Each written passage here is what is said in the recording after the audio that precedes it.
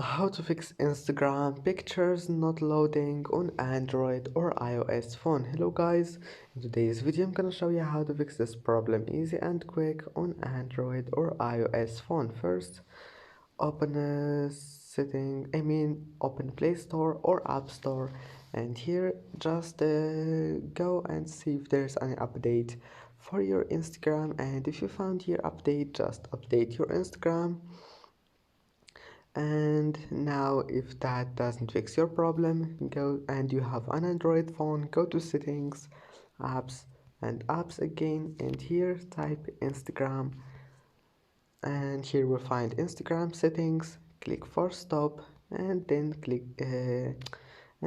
storage and clear cache, and that's it. Then restart your phone and try again. I hope that can fix your problem. Don't forget like and see you in the next video.